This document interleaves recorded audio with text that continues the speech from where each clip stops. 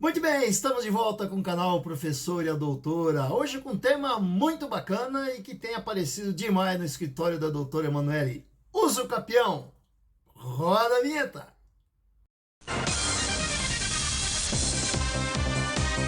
Voltamos, hein, professor? Voltamos, tudo bem, Estamos de doutora? volta, tudo bem, Trabalhando você? bastante, né? Que bom, né? Não tá tendo tempo nem de gravar os vídeos. Trabalho a gente não reclama, né? A gente só agradece. Ainda bem que a gente não depende dos vídeos aí, né? Por enquanto, né? Tá Quem certo. sabe, vira uma nova fonte de renda, né? Doutora, vamos falar de uso capião hoje? Sim. Tem parecido bastante coisa e o que eu percebo é que as pessoas têm muitas dúvidas até simples, né? Sobre o uso capião. É um palavrão aí a princípio, uso capião, mas aí você faz o seguinte, numa linguagem fácil de compreensão, né? De compreender, diga aí para nós o que é o uso capião, o que significa a palavra uso capião, para que ele serve, enfim. Dá uma geral aí e convida o povo aí para se inscrever, né? Vamos Dá um lá. like. Primeiramente, inscrevam-se aqui no canal O Professor e a Doutora. Tem um botãozinho vermelho aqui embaixo. Deixem os seus likes, seus comentários também. E sugestões, né? Quem sabe a gente volta para gravar algum tema aí que vocês sugerirem e gostarem. Perfeito. O que é uso capião? Uso capião é um nome grande, né? Às vezes as pessoas chamam de uso campeão. Não deixa de ser uma vitória, né? Que a uso capião ela é um baita instrumento, um instrumento aí bem poderoso para regularização de imóveis. Então, ele é um instrumento utilizado para transformar posse em propriedade. E aí que tá o segredo. O que é propriedade, professor? E o que é posse? E o que é posse? Propriedade é quando o seu nome está na matrícula do imóvel. A gente já trouxe aqui uns vídeos anteriores para vocês que a matrícula do imóvel ela é a certidão de nascimento do imóvel. Lá vão conter todas as informações dele, localização, as metragens e tudo mais, inclusive o nome do proprietário. E o proprietário é aquele que tem o seu nome nesta matrícula, nesta certidão de nascimento. O que acontece? O possuidor, que é aquela pessoa que muitas vezes compra o imóvel com um contrato de gaveta, que a gente chama que é aquele contrato particular, que é somente entre as partes, não tem função, não tem instrumentalização pública, ele não tem o nome na matrícula. Então, ele acaba adquirindo os direitos possessórios sobre esse imóvel. Então, ou ele tem o poder de usar, ou de gozar, ou de dispor deste bem, ou de reavê-lo, mas não tem o nome na própria matrícula. Então, neste caso, a gente o chama de possuidor e não proprietário, porque falta ali um requisito básico que é o nome na matrícula.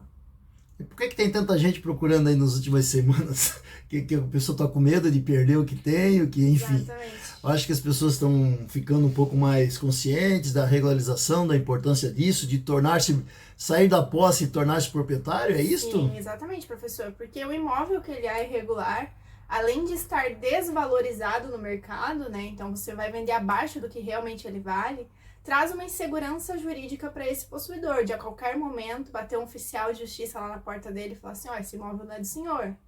Ah, mas eu tenho a posse, mas não tenho a propriedade. Então vai para aquela discussão judicial que traz onerosidade, traz morosidade, traz dor de cabeça até provar o seu direito. Então, por isso que a regularização de imóvel, independente da forma, o uso capião se trata de uma delas, né? É tão importante para realmente efetivar essa propriedade, deixar o seu nome na matrícula do imóvel e assim estar resguardado de terceiros, né? Um dos clientes que ele procurou essa semana disse que tentou fazer sozinho o uso capião e não conseguiu, não deu muito certo. Aí procurou advogada para ajudar. Por que não deu muito certo? Porque não é possível, né? Para regularizar esse imóvel por meio da uso capião, é preciso sim ter a intermediação de um advogado. Tanto pela via extrajudicial, porque sim é possível se utilizar da uso capião nas vias extras, via cartório, mas também na via judicial é imprescindível o advogado. Muito bem, tá? Acho que ficou bastante claro. Tem muito imóvel ainda para regularizar no Brasil? Tem, né? Eu não lembro, tinha uma porcentagem que eu tinha pesquisado, mas não lembro agora de cabeça. São muitos imóveis irregulares ainda hoje. E a uso capião, então, serve como um meio de regularizar esses imóveis. O que acontecia muito antigamente? As famílias vendiam muito por contrato de gaveta. Então, o João vendeu para o José. O imóvel, via escritura pública certinho, ele consta lá na matrícula. O proprietário é o José. Mas aí o proprietário faleceu, por exemplo. O José faleceu, a família não fez o inventário, ou cedeu esses direitos via instrumento particular também, e essas transmissões foram sendo feitas. Então, quem mora lá, às vezes, já é o quinto, sexto possuidor, né, dessas transmissões aí, e aí fica muito difícil agora de fazê-las, né, fazer todas essas transmissões pelas vias ordinárias. Então, a gente usa também da uso capião. Tá, doutora, e dá uma geral aí sobre os caminhos que o advogado percorre para facilitar, para tentar agilizar essa regularização, né? Como é que... Alguns caminhos aí, diga para nós aí. Quando chega um imóvel aqui no escritório, para que a gente regularize ele, a gente faz um estudo de caso, né? Para que serve o estudo de caso, professor? A gente analisa a real situação desse imóvel, toda a documentação dele até agora, todas as transmissões que foram feitas, a gente puxa toda a documentação pública dele, a própria matrícula e tudo mais, para ver qual das formas de regularização a gente utilizará. A uso capião, ela é a última ratio que a gente chama, ela é a última opção. Se houverem outras opções anteriores realmente, elas serão usadas, tá? Em últimos casos se usa o uso capião. Por quê? A uso capião, ela, apesar de ser um caminho muito bom, ela não... A uso capião, apesar de ser um instrumento muito bom, ela afasta a necessidade de pagamento de impostos. Então, muitas pessoas usam isso como um meio de fraude, um meio de não vir a pagar impostos, né? Mas esse não é o meio adequado. Se houver alguma outra forma de regularização, o uso capião já não é cabível. Mas, uma vez a gente visualizando o cabimento da uso capião, a gente consegue, inclusive, pedir a gratuidade, se for na via judicial, né? Então, se a parte aí ofere 3 salários mínimos, por exemplo, a gente consegue fazer o pedido de gratuidade. Então, ela vai ter, obviamente, os custos com a emissão dos documentos necessários, planta e memorial descritivo, se for o caso, as outras certidões e tudo mais, mas as custas judiciais desse processo a gente consegue fazer a isenção, tá? Então, apesar de ser aí uma ação um pouco demorada, também um pouco onerosa, ela sim é um bom instrumento para salvaguardar essa família. Então você não usa só o cartório? Não. Existem caminhos para usar somente o cartório ou tem que ir ao judiciário? Não, não necessariamente. Hoje a gente já consegue fazer a uso capião extrajudicial, 100% no cartório, então resolve tudo lá.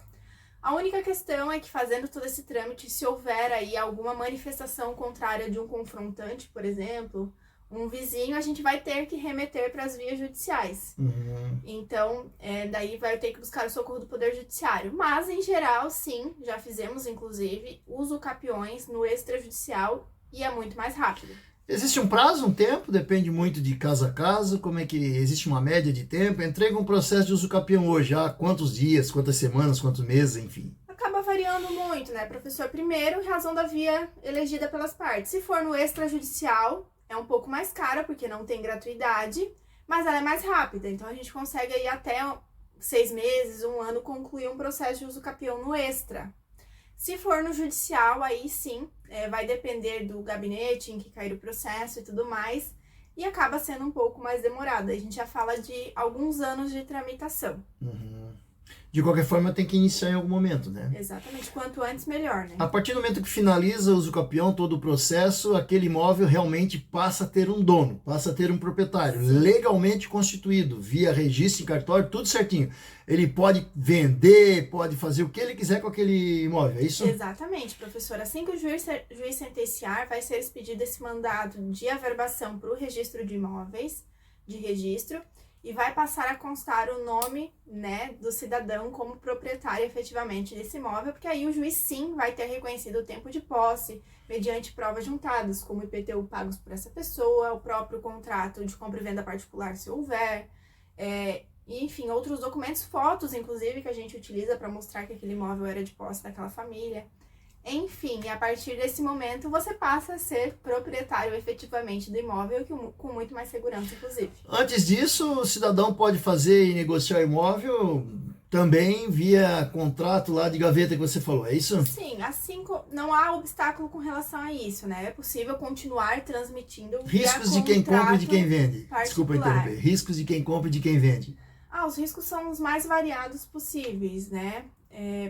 Primeiramente, a baixa valorização do imóvel, então você perde, né, nessa negociação, perde dinheiro, inclusive.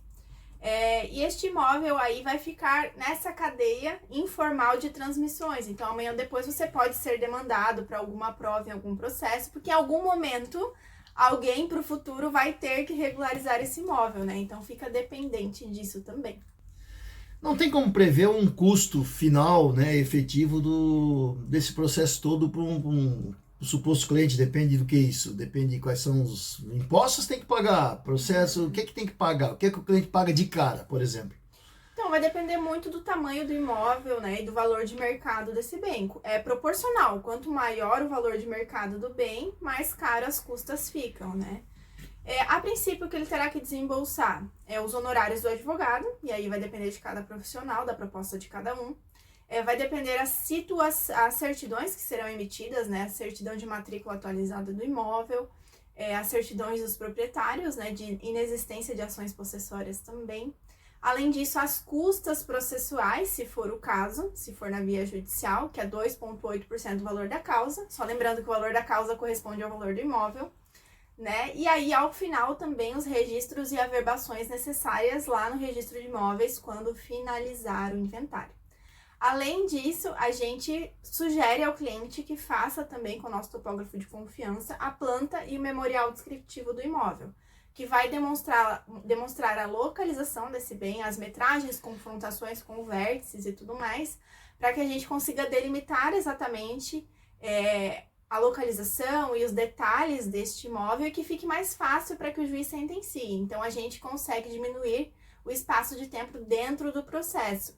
Porque se for no judicial, né, o juiz até designa perito para que isso seja feito, designa um topógrafo, mas você também pagará nesses autos, se não tiver gratuidade, e aí também acaba demorando o agendamento dessa topografia. Então, a gente orienta o cliente já a antecipar esse ato e já fazer antes do ingresso com o processo. Você se especializou em direito imobiliário, né? Sim. Você provavelmente tem parceiros em diversas áreas que atuam, né? Quem seriam topógrafos, arquitetos? Isso. Aqui no escritório a gente já tem os nossos parceiros de confiança que a gente... Credenciados. Exatamente. Pessoas credenciadas, que trabalhem da mesma forma que eu, né? Com segurança, com efetividade. Enfim, são realmente pessoas que a gente confia no trabalho. Então, nós temos topógrafo de nossa confiança, nós temos arquitetos, né, que também trabalham depois com a regularização da construção, propriamente, né. Engenheiros também, alguns outros aí que nos corretores, ajudam. avaliadores de imóveis tem, peritos? Perfeito, já estava esquecendo, hein. Perito, corretor, avaliador, que é o nosso professor aqui que vos fala, que faz a avaliação dos nossos imóveis para os processos judiciais no geral. Então, são profissionais que a gente confia e que nos ajudam aí a trabalhar nesse caminho das regularizações. Só a sala de aula já não basta, né? Não bastava, tem que abrir outros caminhos aí. Não esqueça de acessar lá o site da doutora, www, eu vou escrever aqui embaixo, .colomboespesia.com.br. Lá tem as áreas que ela atua, principalmente, de uma maneira bem simples de entender, bem fácil. Lá só fala sobre inventário, holding, questões de imobiliários e famílias, enfim, as áreas que a doutora foca e trabalha. É isto? Mais alguma coisa sobre o uso capião? Acredito que não, professor. Espero ter me feito clara aqui para vocês, né? Um tema um pouco complexo, tentei simplificar aqui, né, para que vocês possam... Mas o lema do nosso canal qual que é? Um jeito simples de falar dos seus direitos e outras coisas mais. É isso. Se a gente ficar aqui complicando e ficar muito com tecnia, deixa os aspectos técnicos formais para o dia a dia, que é o que a gente usa, né? Obviamente que aqui é um canal do YouTube para simplificar, né? E que todo mundo possa entender de maneira clara e sincera e honesta. É isto, né? Isso aí, professor. Perfeito? Perfeito. Muito bem, mais um vídeo então do canal Professor e a Doutora. Não esquece então de acessar o site lá da doutora. No final do vídeo sempre tem também os endereços e as redes sociais da doutora Emanuele. Que Deus possa abençoar você, suas famílias, seus familiares, seus amigos e todo mundo que fazem parte da sua vida. Valeu!